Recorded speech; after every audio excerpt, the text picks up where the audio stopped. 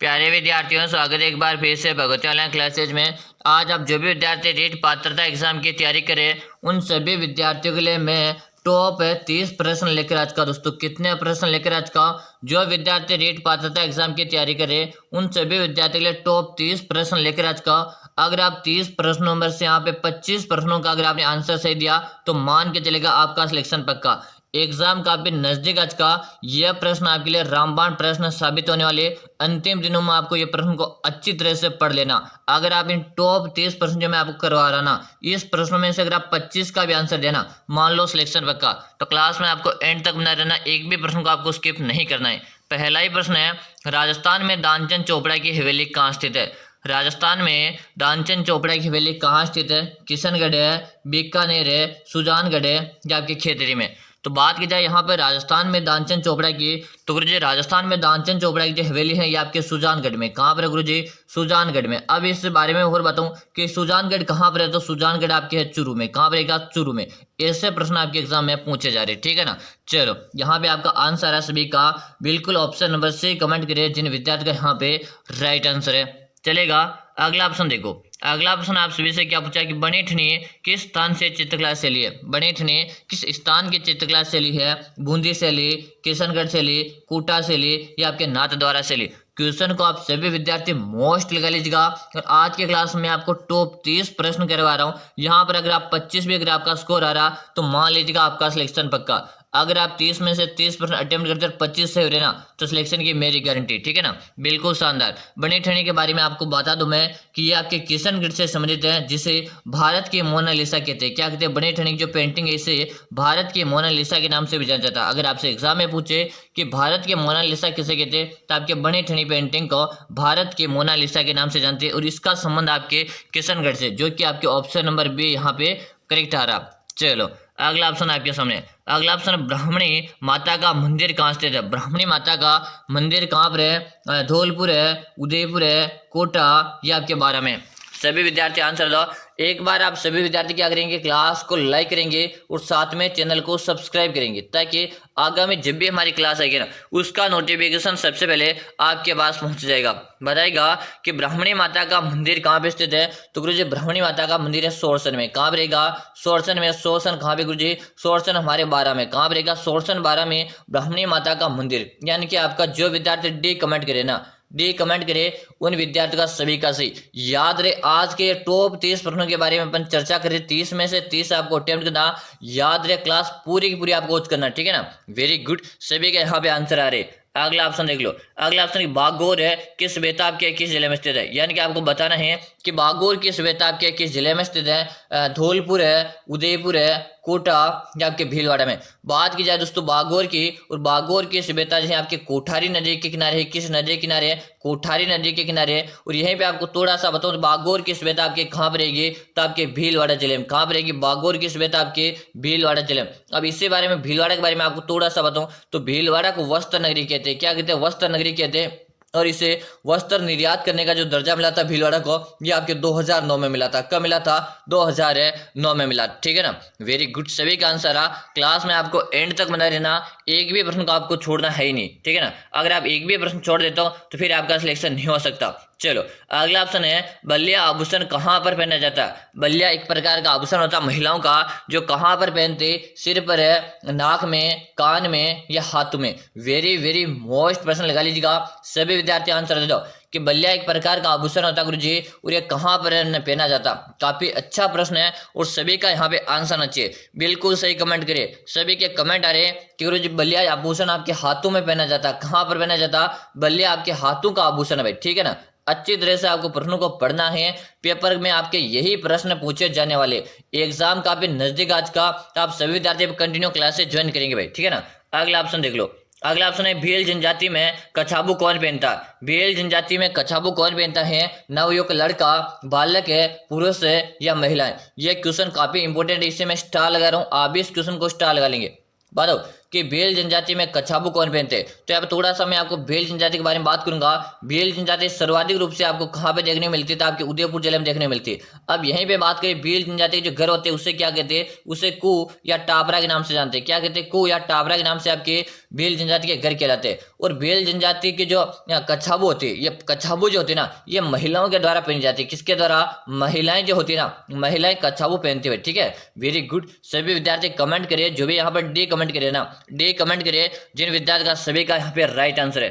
चलो अगला ऑप्शन देखो कि भीलू में छेड़ा पाड़ना क्या है। अरे भाई इस क्वेश्चन को आप वेरी वेरी मोस्ट निकाल लीजिएगा और इसे कॉपी में नोट कर लीजिएगा, या आप इसे दिमाग में अच्छी तरह से छाप लेना। इस प्रश्न को बताएगा कि भीलू में छेड़ा फाड़ना क्या होता, कि विवाह है, त्योहार है, पुत्र जन्म है, या तलाक है। तलाक क्या करो, भीलू में जो ना छेड़ा पाड़ने का मतलब होता है तलाक होना। क्या हो जाता है, तलाक होना। और तलाक होने का मतलब क्या था, पति पत्नी का अलग होना। क्या हो जाता, तलाक होने का मतलब होता है पति पति का अलग, पति और पत्नी दोनों अलग अलग हो जाते, यानी उनमें एक कपड़े का फाड़, एक कोना फाड़ने पर क्या हो जाता कि भीलू में पति और पत्नी को अलग अलग कर दिया जाता है। ये छेड़ा पाड़ना कहलाता है। यहीं पे आपसे बात करें भील जनजाति में विवाह की जो देवी होती है, विवाह की देवी को क्या कहा जाता, उसे भराड़ी नाम से जानते हैं। यानी कि भील जनजाति में जो विवाह की जो देवी होती है ना, उसे भराड़ी कहा जाता है। ठीक है ना। चलो और याद रहे क्लास में आज मैं टॉप 30 प्रश्न करवा रहा हूँ। कितने प्रश्न करवा रहा हूँ, टॉप 30 प्रश्न करवा रहा हूँ। अगर 30 में से अगर आप 25 का भी आप आंसर दे रहे हो ना, तब तो मान के चलेगा आपका सिलेक्शन पक्का। यानी कि आज की क्लास आपके लिए ब्रह्मास्त्र क्लास साबित होने वाली है। तो आप क्लास पूरी की पूरी वॉच करोगे, एक भी प्रश्न को आपको छोड़ना नहीं है। चलो अगला ऑप्शन आपके सामने कि चांद बावड़ी किस स्थान पर स्थित है। चांद बावड़ी आपको पूछा कि किस स्थान पर स्थित है, आमेर है, अचरोल है, आबानेरी, या आपके अजमेर में। काफी अच्छा प्रश्न आप सभी से पूछा। बताएगा कि चांद बावड़ी जो है ना, चांद बावड़ी ये आपके कहाँ पे है। तो चांद बावड़ी के बारे में बता दूं मैं, ये आपके आबानेरी में। कहाँ पर चांद बावड़ी आपके रहेगी, आबानेरी। और आबानेरी कहाँ पे गुरुजी, आबानेरी की बात की जाए तो आपके दूसरा जिले में। कहाँ पर, आबानेरी दूसरा में क्या है, आपके चांद बावड़ी स्थित है। यानी जो विद्यार्थी यहाँ पर ऑप्शन नंबर से बता रहे ना, जिन विद्यार्थियों का सी कमेंट आ रहा उन सभी का सही है। एक बार आप सभी विद्यार्थी क्या करेंगे, क्लास को लाइक कर दो भाई। क्या कर दो, क्लास को लाइक कर दो। लाइक की संख्या काफी कम है। जो भी साथी जुड़ चुके ना क्लास में, एक बार लाइक कर दो। ठीक है ना। और इससे रोजाना हमारी क्लास आती है। कब आती है, क्लास का टाइम याद होना चाहिए। सुबह को हमारी क्लास आती है। कब आती है, सुबह को कंटिन्यू 7 बजे क्लास आती है। और यही क्लासें आपको नियमित रूप से ज्वाइन करते रहना। चलो अगला ऑप्शन आपके सामने। अगला ऑप्शन है मत्स्य जनपद का सर्वप्रथम है उल्लेख किस में मिलता है। दोस्तों इस क्वेश्चन को मैं सबसे पहले स्टार लगा रहा हूँ, इसके साथ ही मैं इस प्रश्न को मोस्ट लगा रहा हूँ। तो आप इस क्वेश्चन को कॉपी में नोट कर लेना कि मत्स्य जनपद का सर्वप्रथम उल्लेख किस में मिलता है, सामवेद में, अथर्ववेद में, ऋग्वेद में, या कि यजुर्वेद में। दोस्तों रीड में ना ये क्वेश्चन आपके लिए 100% गारंटी के साथ बोल रहा हूँ छपने वाला भाई। ठीक है, इस प्रश्न को आप नोट कर लेना कि जी मत्स्य जनपद का जो सर्वप्रथम जो उल्लेख मिलता है ये आपके ऋग्वेद में मिलता है। कहाँ पे मिलता है, ऋग्वेद में मिलता। यानी कि ऑप्शन नंबर से बता रहे ना जिन विद्यार्थियों का यहाँ पे सभी का राइट आंसर है। अगला ऑप्शन देख लो। अगला ऑप्शन, हरियाली तीज कब मनाई जाती है। हरियाली तीज कब मनाई जाती है दोस्तों, बताइएगा। श्रावण शुक्ल तृतीया, भाद्रपद शुक्ल तृतीया, श्रावण कृष्ण तृतीया, या भाद्रपद कृष्ण तृतीया। बताएंगे, सभी को आंसर देना है। आंसर देने में एक भी विद्यार्थी पीछे नहीं रहेगा। बिल्कुल शानदार, सभी विद्यार्थी कमेंट करें कि गुरुजी हरियाली तीज का जो त्योहार है ये श्रावण शुक्ल तृतीया को मनाया जाता। कब मनाया जाता, श्रावण शुक्ल तृतीया को मनाया जाता। यानी जो विद्यार्थी यहाँ पर ऑप्शन नंबर ए बता रहे ना उन सभी का सही है। हाँ वेरी गुड, सभी के आंसर है भाई, क्या बात, मजा आ गया। चलो अगला ऑप्शन आपके सामने कि राजस्थान का इतिहास का जनक किसे कहा जाता। राजस्थान के इतिहास का जनक किसे कहा जाता है, जी.एन. शर्मा, श्यामल दास, जी.एच. ओझा, या कर्नल टोड। काफी अच्छा प्रश्न है दोस्तों, सभी का यहाँ पे आंसर आना चाहिए। आंसर देने में एक भी विद्यार्थी पीछे नहीं रहेगा। कि राजस्थान के इतिहास का जनक गुरुजी कर्नल जेम्स टोड को माना जाता है। किसे माना जाता है, कर्नल जेम्स टोड को माना जाता। ऑप्शन नंबर आपका डी से रहेगा। क्लास आपको पूरी में से पूरी देखनी है, एक भी प्रश्न को आपको स्किप नहीं करना है। यही प्रश्न आपके हुबहू एग्जाम के अंदर छपने वाले दोस्तों, ठीक है ना। यही प्रश्न आपके हुबहू एग्जाम के अंदर छपने वाले हैं, तो क्लास आप पूरी में से पूरी देखोगे। अगला ऑप्शन देख लो। अगला ऑप्शन, ढोल नृत्य कहाँ का प्रसिद्ध है। कि ढोल नृत्य कहाँ का प्रसिद्ध नृत्य, आपके जैसलमेर है, जालोर है, अजमेर है, या आपके भरतपुर का।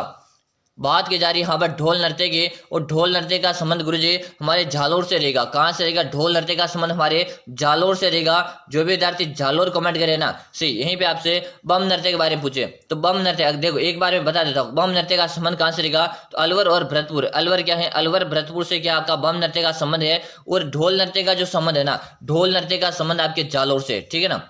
ये अच्छी तरह से याद करना इन प्रश्नों को। चाहो तो इस क्लास को आप दोबारा देख लेना, लेकिन ये जो मैं आपको प्रश्न करवा रहा हूँ ना, ये प्रश्न आपके हुबहू एग्जाम के अंदर आने वाले हैं, ठीक है। चलो अगला ऑप्शन आपके सामने है। अगला ऑप्शन है राजस्थान में हीरे की खान कहाँ स्थित है? राजस्थान में हीरे की खान कहाँ पे स्थित है? केसरपुरा, जगतपुरा, काला घुमाने या राजमहल में? बताओ सभी विद्यार्थी आंसर दो। और एक बात, सभी विद्यार्थी क्लास को लाइक करो भाई, लाइक की संख्या काफी कम है, ठीक है ना। वेरी गुड, सभी विद्यार्थी आंसर दे रहे हैं कि राजस्थान में हीरे की खान की बात की जाए तो ये रहेगी आपके केसरपुरा में। कहाँ पे रहेगी? केसरपुरा में क्या है? आपके हीरे की खान है। अगर आप सभी विद्यार्थी कमेंट करके बताओ कि केसरपुरा कहाँ पर है। ये केसरपुरा है ना, ये आपके किस जिले में है, ये आप सभी को कमेंट में बताना। क्वेश्चन नंबर 13 लगाकर बताओगे कि गुरुजी केसरपुरा हमारे उस जिले में, उसका आप नाम टाइप करोगे, ठीक है ना। चलो अगला ऑप्शन आपके सामने आ चुका कि झामर कोटड़ा जिस खनन के लिए प्रसिद्ध वह है। कि झामर कोटड़ा किस जिस खनन के लिए प्रसिद्ध वह खनन कौन सा? सीसा, जस्ता, मैग्नीज है, रॉक फॉस्फेट है या आपके चांदी के लिए? बात की जा रही है यहाँ पर झामर कोटड़ा की, और झामर कोटड़ा का संबंध गुरुजी रॉक फॉस्फेट से। किससे है? रॉक फॉस्फेट से है। ऑप्शन नंबर आप से बता रहे हो ना, जिन विद्यार्थी का सभी का सी। अगर आप भी सही कमेंट कर रहे हो, आपका यहाँ पे राइट आंसर है। चलो अगला ऑप्शन आपके सामने आ चुका। अगला ऑप्शन है प्रसिद्ध 84 खंभों की छतरी किस जिले में स्थित है? प्रसिद्ध है 84 खंभों की जो छतरी है ना, ये आपके किस जिले में स्थित है? या धौलपुर है, उदयपुर है, कोटा या आपके बूंदी? दोस्तों बात की जा रही है यहाँ पर 84 खंभों की छतरी, और 84 खंभों की छतरी का संबंध रहेगा आपके बूंदी से। कहाँ से रहेगा? बूंदी जिले से 84 खंभों की छतरी का रहेगा। यहीं पे बूंदी को क्या कहा जाता है? जिसे राजस्थान की छोटी कांसी कहा जाता है। क्या कहा जाता? बूंदी को राजस्थान की छोटी कांसी के नाम से भी जाना जाता। बिल्कुल सही कमेंट करो। अगला ऑप्शन देखो। अगला ऑप्शन है सूफी संत मीठे साहब की दरगाह कहाँ स्थित है? सूफी संत मीठे साहब की दरगाह कहाँ स्थित है? घाघरोन है, भरतपुर है, भैंसुरगढ़ है या आपके बटनेर में? जी सूफी संत मीठे साहब की दरगाह की बात की जाए, ये आपके घाघरोन में। और घाघरोन एक दुर्ग है। कौन सा? घाघरोन एक दुर्ग है जिसे जल दुर्ग के श्रेणी में रखा गया, यानी ये कि जल दुर्ग है। अगर आपसे पूछे कि घाघरोन का जो दुर्ग है ना, ये आपके किस श्रेणी का दुर्ग है, तो आपके जल दुर्ग के श्रेणी में था। यहीं भी आपसे पूछा जाए कि घाघरोन का जो है, घाघरोन का दुर्ग है कहाँ पर है, तो आपके झालावाड़ में रहेगा भाई। कहाँ पर रहेगा? घाघरोन का दुर्ग आपके झालावाड़ में, ठीक है। चलो अगला ऑप्शन आपके सामने। अगला ऑप्शन बाला किला कहाँ पे स्थित है? इस प्रश्न को आप वेरी वेरी मोस्ट लगा लीजिएगा। यह प्रश्न को वेरी वेरी मोस्ट लगा लीजिएगा।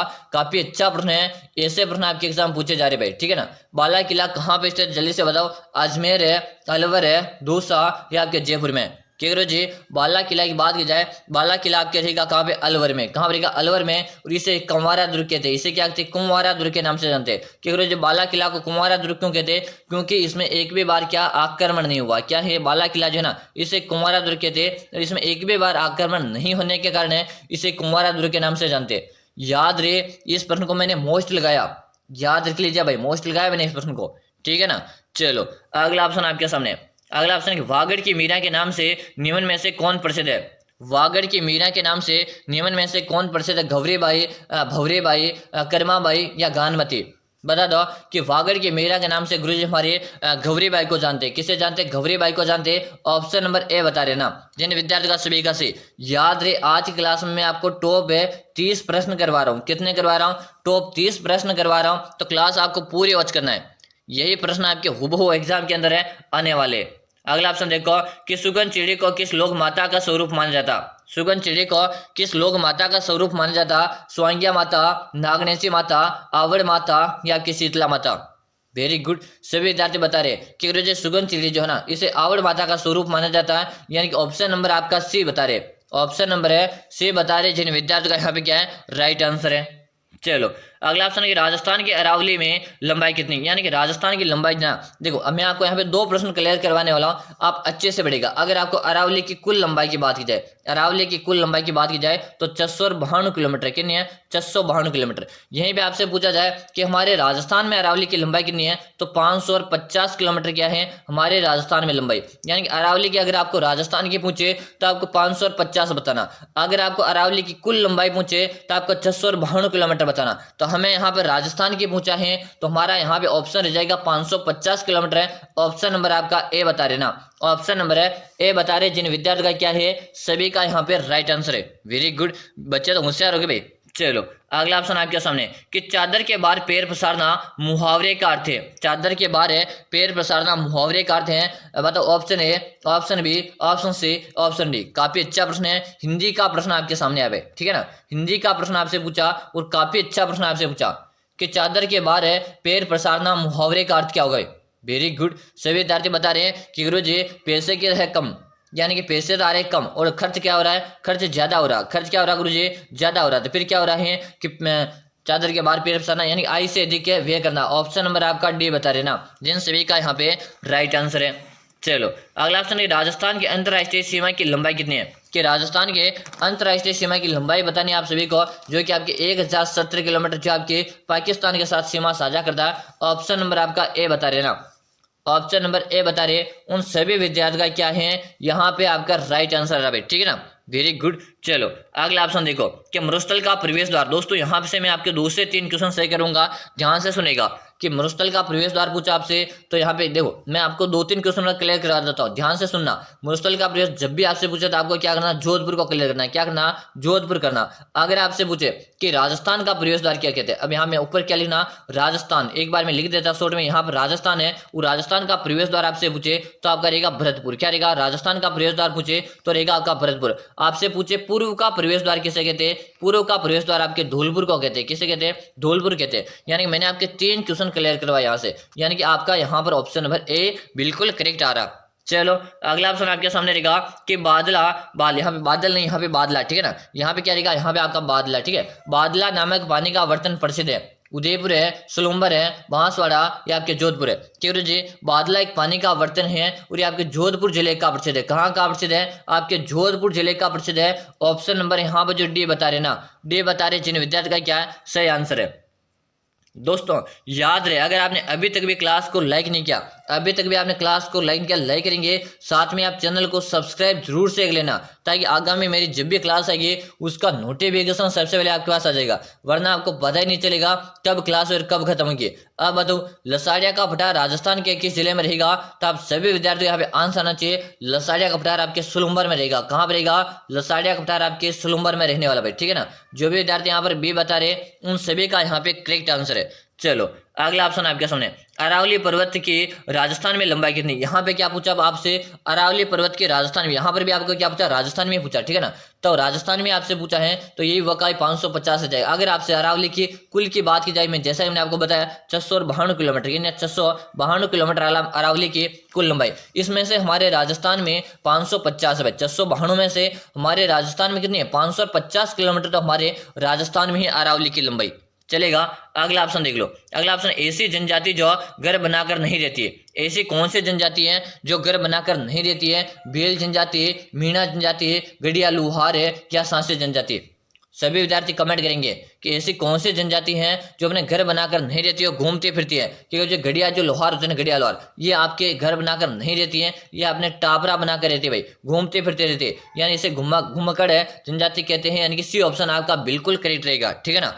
अगला ऑप्शन देख लो, अगला ऑप्शन है कि लांगुरिया लोकगीत है। कि लांगुरिया आपका एक प्रकार का लोकगीत है, किस प्रकार का है, विवाह का गीत है, होली का गीत है, प्रेम का गीत है, एक भक्ति गीत है। क्योंकि लांगुरिया लोकगीत का संबंध हमारे मीणा से रहेगा भाई, किससे रहेगा, मीणा जनजाति से संबंधित है। और ये एक प्रकार का क्या है, भक्ति गीत है। क्या है, ये एक प्रकार का आपका भक्ति गीत है। यानी कि ऑप्शन नंबर आपका जो डी बता रहे ना, उन सभी विद्यार्थियों का सही है। अगला ऑप्शन देखो, अगला ऑप्शन है राजस्थान है लोक साहित्य में किस देवी देवता का गीत है सबसे लंबा है। दोस्तों काफी अच्छा प्रश्न है कि राजस्थान लोक साहित्य में किस देवी देवता का लोकगीत सबसे अच्छा है। इससे पहले आप मैं सभी विद्यार्थियों को बताना चाहूंगा, अगर आप भी पहली बार में, अगर आप भी चाहते हो पहली बार में पात्रता का एग्जाम निकालना, आपका सपना एक सरकारी शिक्षक बनना, तो पहली बार में आपको पात्रता एग्जाम निकालना है और पहली बार में आप पात्रता एग्जाम क्लियर करना चाहते हो, तो आप सभी विद्यार्थियों के लिए मैंने इन अंतिम दिनों में एक 5000 प्रश्नों की ई बुक तैयार कर दी भाई। कितने प्रश्नों की, एक 5000 प्रश्नों ई बुक तैयार कर दी। अगर आपको पहली बार में पात्रता एग्जाम निकालना ना, तो आप सिर्फ और सिर्फ अंतिम दिनों में 5000 अपनी ई बुक पढ़ कर जाएगा। आप सभी विद्यार्थियों से मैं 100% गारंटी लेता हूं कि आपका सिलेक्शन पक्का। मैं वादा करता हूं आपसे, अगर आप ये अंतिम दिनों में इस ई बुक को पढ़ लेते हो एक बार सरसरी निगाहों से आप इस ई बुक को पढ़कर एग्जाम देने जाते हो तो मैं आपसे वादा रहा पूरा का पूरा पेपर आपका इसी ई बुक में से पढ़ने वाला है। एक भी प्रश्न आपके इस ई बुक से बाहर नहीं आएगा। अगर आपको पात्रता एग्जाम क्लियर करनी है तो एक बार 5000 प्रश्न ई बुक के बाद जरूर से पढ़कर एग्जाम देने जाएगा, ठीक है ना। क्योंकि ई बुक मिलेगी कहाँ पर है, तो इसका आपको नाम मात्र का चार्ज लगेगा। कितना चार्ज लगेगा इसका, 99 रुपये का ई बुक आपको चार्ज लगेगा है ना। और मिलेगी कहाँ पर, नंबर नोट करो 6367256234 6367256234। इसी नंबर पे आपको 99 रुपये का क्या करना, पेमेंट करना। इसी नंबर पे आपको 99 रुपये का पेमेंट करके आप मुझे इसी नंबर पे उसका व्हाट्सएप स्क्रीनशॉट भेजेगा। यानी कि आपको इस नंबर पे पेमेंट करना है और इसी नंबर पे मुझे उसका व्हाट्सएप स्क्रीनशॉट भेज देना। जैसे भेज दोगे उसके 5 मिनट के अंदर आपको ये ई बुक मिल जाएगी। और मेरा विश्वास कीजिएगा, अगर आपको सिलेक्शन लेना है ना, एक बार ई बुक आप जरूर से परचेज करके पढ़ लेना। कोई ज्यादा चार्ज नहीं कि आपसे परचेज करने में भी असमर्थ हो, ठीक है ना। चलो अब बता दो यहाँ पे क्या बता रहे, जीन माता बता रही है। और जीन माता का संबंध आपके रेवासा से रहेगा। कहाँ से रहेगा, रेवासा कहाँ पे पड़ता है गुरुजी, तो हमारे सिक्कर में पड़ता है, ठीक है ना, समझ गया ना। हाँ चलो अगला ऑप्शन देखो कि राजस्थान में कौन सी जनजाति सर्वाधिक पाई जाती है। हमारा जो राजस्थान है इसमें कौन सी जनजाति सर्वाधिक पाई जाती है, मीणा, सहरिया, डामोर है या आपके भेल जनजाति। तो गुरुजी हमारे राजस्थान में सर्वाधिक रूप से आपको मीणा जनजाति देखने को मिलती है भाई। कई है मीणा जनजाति। और है आप सभी विद्यार्थी मुझे कमेंट में आज का आपका होमवर्क रहने वाला, क्या रहने वाला, होमवर्क रहने वाला है। आज आप क्या करोगे, होमवर्क में आपके क्या रहने वाला, एक तो आपका जिले का नाम आप कमेंट करना। आपका जिले का नाम क्या है, एक तो वो कमेंट करना।